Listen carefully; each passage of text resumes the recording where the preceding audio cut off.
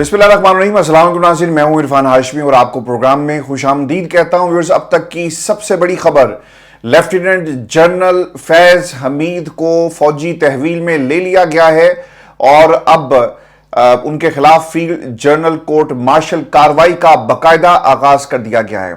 इसका पाकिस्तान की सियासत के ऊपर क्या असर पड़ेगा, इनके ऊपर किस नौयत के इल्जामात हैं, और दूसरी तरफ इमरान खान और उनके मुकदमात के ऊपर भी क्या इसका कोई असर पड़ेगा। पाकिस्तान की हुकूमत, नून लीग और पाकिस्तान पीपल्स पार्टी इस पूरे वाक़े को और जो इकदाम और जो कार्रवाई इस वक्त लेफ्टिनेंट जनरल रिटायर्ड फैज़ हमीद के खिलाफ हो रही है, इसको किस तरह से पॉलिटिकल पॉइंट स्कोरिंग के लिए इस्तेमाल कर सकती है। व्यूअर्स, इसकी तफसील मैं आपके सामने रखूंगा और फिर काजी साहब की तौसी वाला ये जो मामला है ये अब क्या रुख इख्तियार कर रहा है, और फिर खान साहब ने सड़कों पर निकलने का जो ऐलान किया और ये ऐलान क्या था, जेल में उनकी क्या गुफ्तगू हुई है और उन्होंने नवाज शरीफ को क्या चैलेंज दिया आज जो उन्होंने सहाफ़ियों से गुफ्तगू की है। लेकिन व्यूअर्स, मैं आपको ना सबसे अहम खबर ये दूं कि लेफ्टिनेंट जनरल फैज़ हमीद साहब जो हैं, एक आज प्रेस रिलीज जारी की गई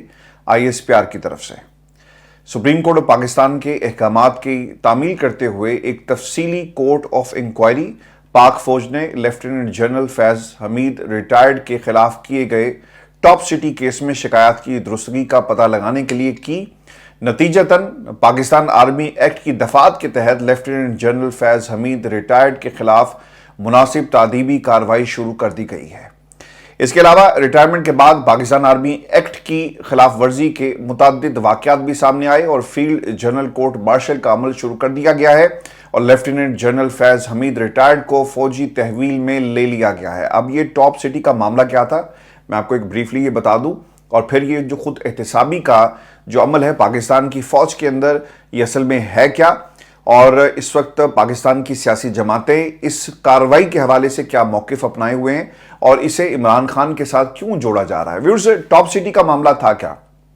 टॉप सिटी के जी मालिक की दरख्वास्त जाती है और इस दरख्वास्त के अंदर 12 मई 2017 को पाकिस्तान रेंजर्स और ISI के एहलकारों ने दहशतगर्दी के एक मुबैना केस के सिलसिले में टॉप सिटी के दफ्तर पर छापा मारा और मोइस खान की रिहाइशगाह पर भी छापा मारा गया, और जहां से सोने और हीरों के जेवरात और रकम समेटी गई और बहुत सारा सामान भी लूट कर ले गई। ये दरख्वास्त का हिस्सा था। लेफ्टिनेंट जनरल रिटायर्ड फैज़ हमीद के भाई सरदार नजफ ने सालसी की और मसला हल करने की कोशिश की। बरीयत के बाद जनरल रिटायर्ड फैज़ हमीद ने मोइस खान से उनके कज़न के जरिए मुलाकात का बंदोबस्त करने के लिए रब्ता किया, जो कि फ़ौज में एक ब्रिगेडियर है। दरख्वास्त में यह भी दावा किया गया कि मुलाकात के दौरान जनरल रिटायर्ड फैज़ हमीद ने दरख्वास्त गुजार को यह कहा था कि वो छापे के दौरान छीना गया 400 तोला सोना और नकदी के सिवा कुछ चीज़ें वापस कर दें।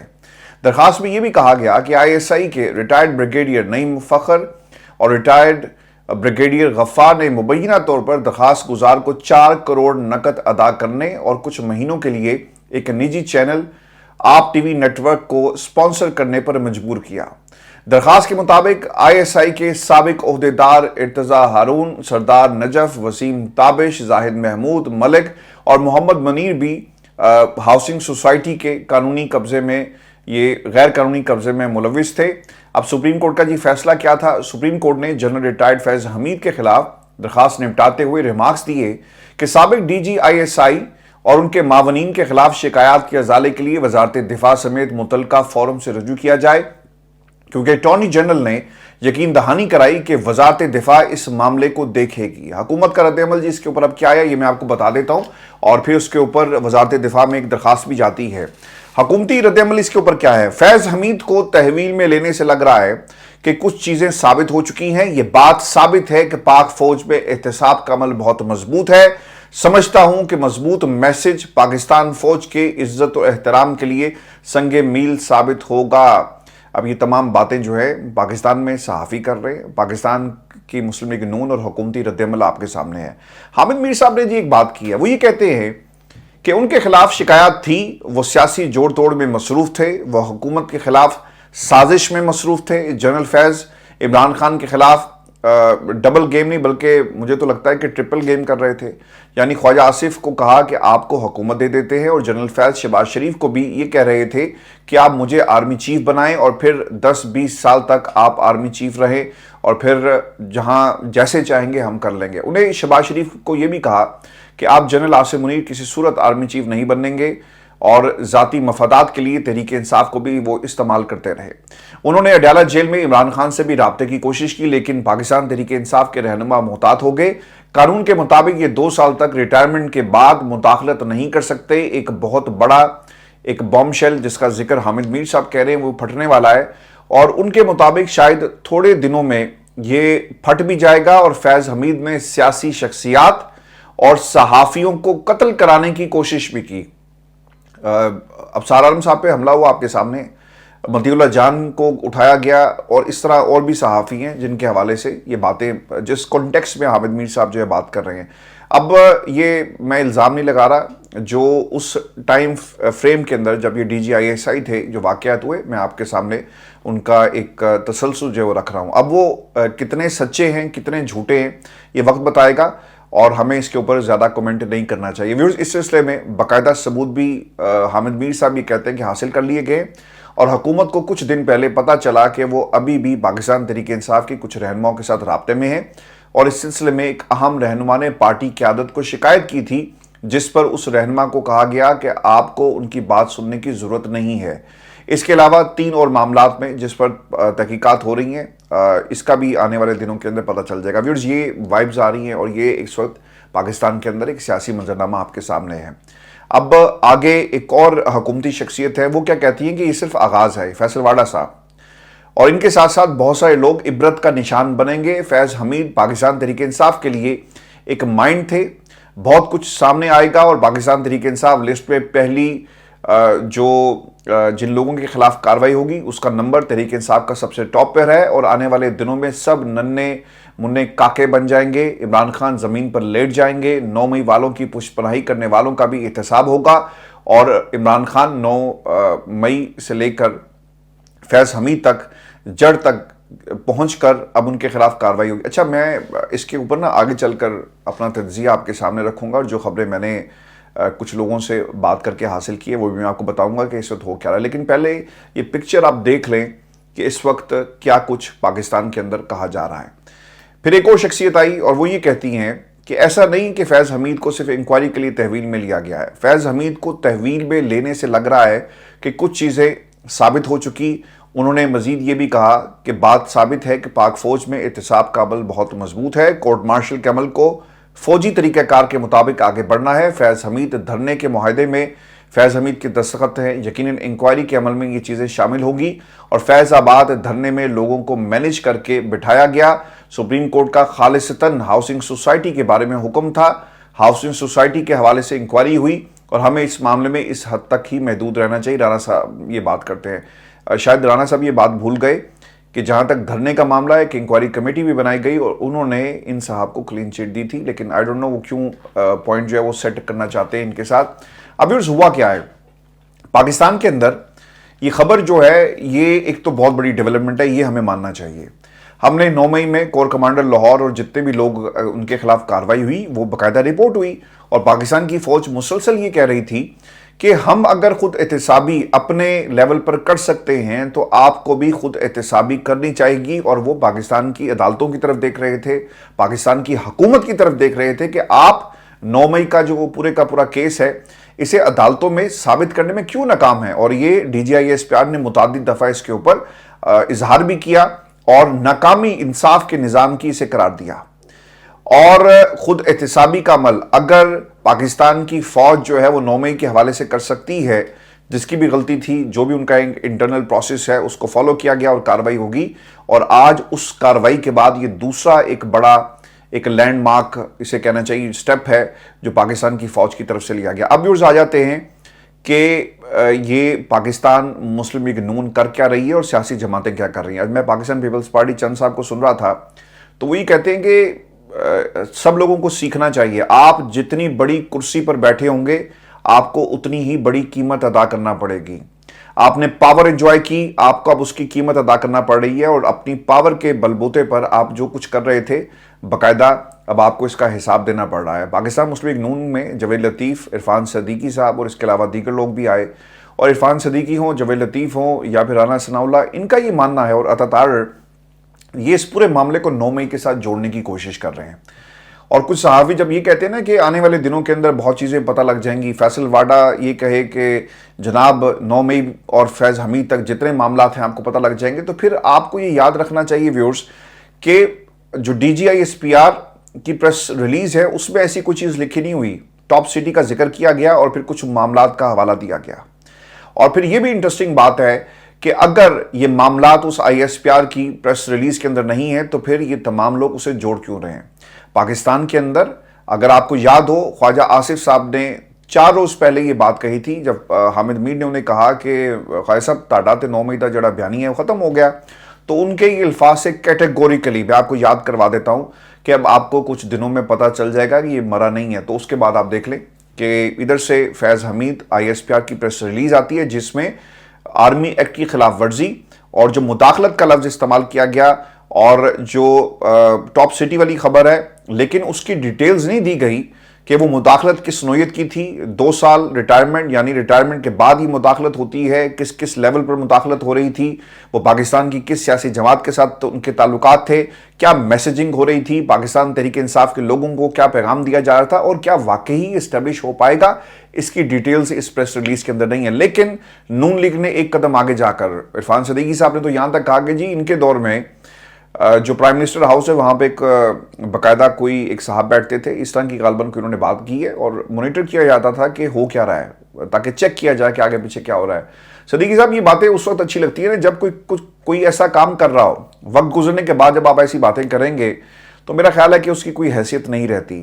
دوسری چیز ویورز آپ کو یہ یاد رکھنی چاہیے کہ نون لیگ بھرپور طریقے سے اس کے اوپر کھیلے گی, اور نون لیگ یہ بیانیہ بنا رہی ہے جب سے یہ خبر سامنے آئی کہ 9 مئی کے ماسٹر مائنڈ کون تھے, 9 مئی میں فیسیلیٹیشن کہاں سے ہو رہی تھی, سہولت کاری کون کر رہا تھا, یہ آپ کو اندر سے سہولت کاری ہو رہی تھی. لیکن جو میرے لیے سب سے امپورٹنٹ چیز ہے اور وہ یہ تھی کہ پاکستان تحریک انصاف کو استعمال کیا گیا, عمران خان کو باقاعدہ ایک طرح سے اندھیرے میں رکھا گیا, اور فیض حمید صاحب جو ہیں, جو اگر آپ کڑی سے کڑی ملائیں تو پتہ آپ کو یہ چلے گا کہ یہ بیانات اور جس طرح سے وہ سپورٹ دکھا رہے تھے وہ سب سے بات کر رہے تھے کہ کہیں سے انہیں کوئی آسرا ملے اور انہیں آرمی چیف بنا دیا جائے. اور پھر اس کے بعد خان صاحب کی سٹیٹمنٹس بھی موجود ہیں, اور شاید کہیں نہ کہیں کسی لیول کے اوپر یہ احساس ضرور ہوا جب یہ باتیں کھل کر ان کے سامنے بھی گئی, اور بڑے محتاط انداز میں تحریک انصاف کی جو ٹاپ براس ہے انہوں نے بتا دیا تھا کہ اب آپ نے محتاط رہنا. تو یہ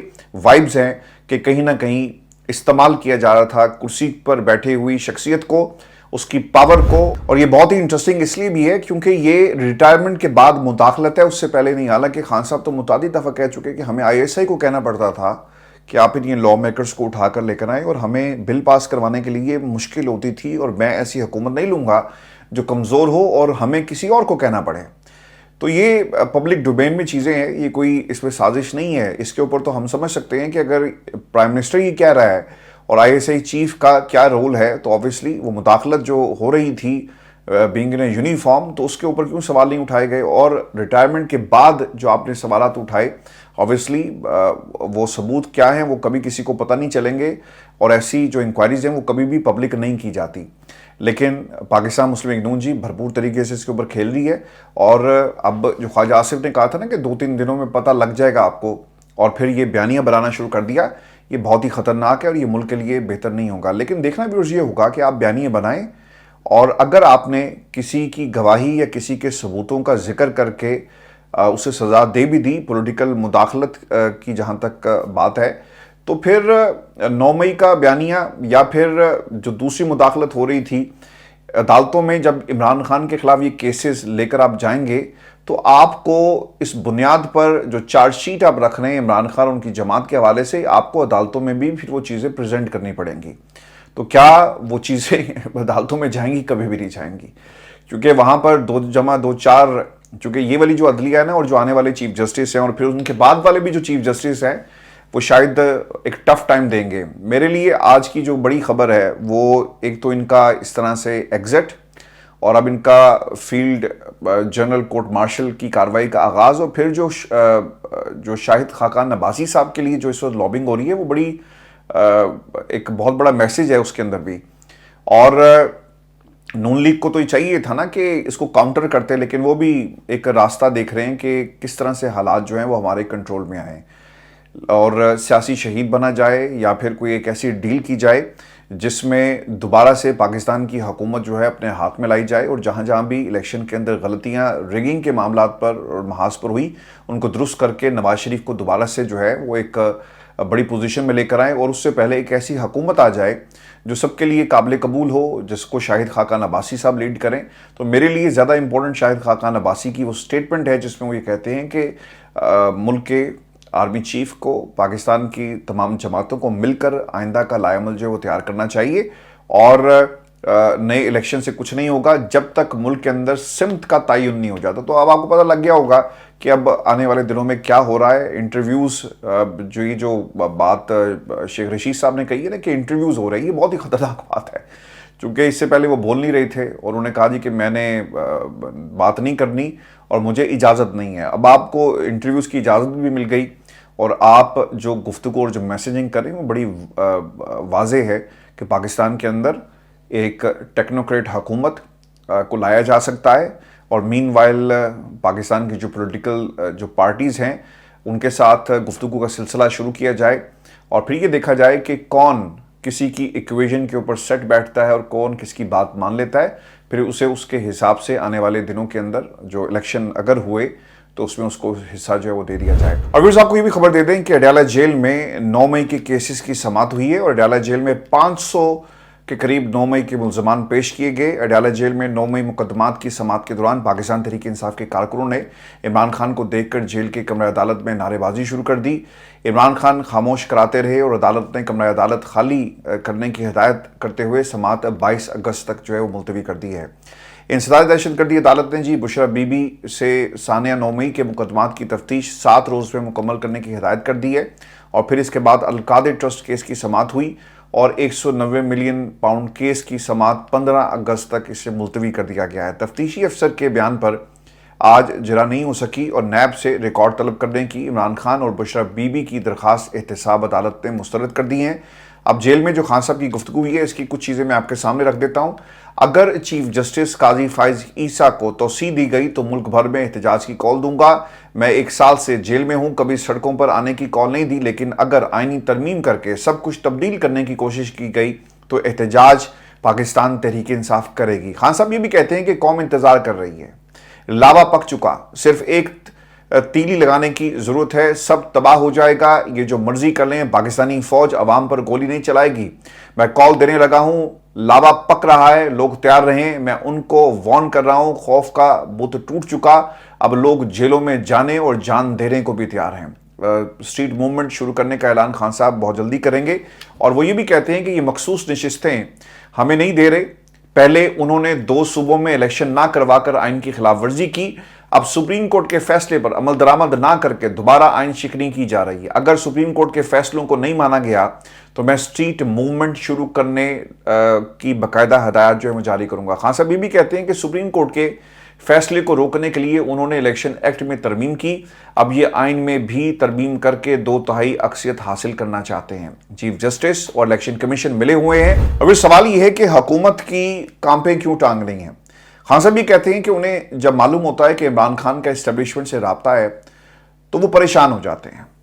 حالانکہ میرا کسی سے کوئی رابطہ نہیں ہے, کوئی بات چیت نہیں ہو رہی. میں نے محمود خان اچکزئی کو سیاستدانوں سے مذاکرات کا اختیار دیا, پی ٹی آئی مذاکرات نہیں کرے گی. اگر ہم سیاستدانوں سے مذاکرات کریں گے تو اس کا مطلب ہے کہ ہم نے موجودہ حکومت کو تسلیم کر لیا. اور خان صاحب یہ بھی کہتے ہیں کہ 8 فروری کو ظلم کے باوجود ہماری پارٹی جیتی. اس وقت تحریک انصاف کے ساتھ 90% عوام ہے. انہیں خدشہ یہ ہے کہ جو الیکشن کمیشن میں فراڈ کیا گیا اگر حلقے کھلے تو ان کی ساری چوری اوپن ہو جائے گی, اس لیے ٹریبونلز میں اپنے ججز کو بٹھانا چاہتے ہیں.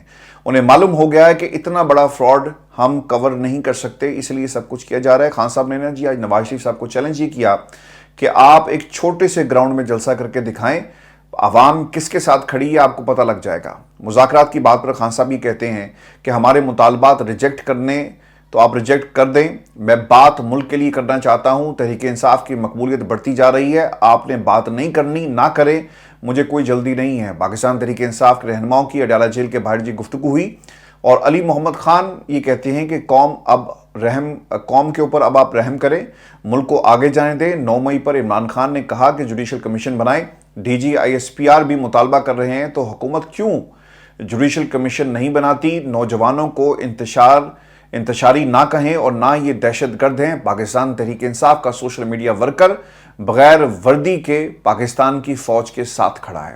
व्यूअर्स, पाकिस्तान के अंदर हालात अब दिन ब दिन मजीद ख़राब होंगे, पहले भी ख़राब हुए। सियासी तौर पर अदम इस्तेहकाम इस वक्त मुल्क के अंदर मौजूद है।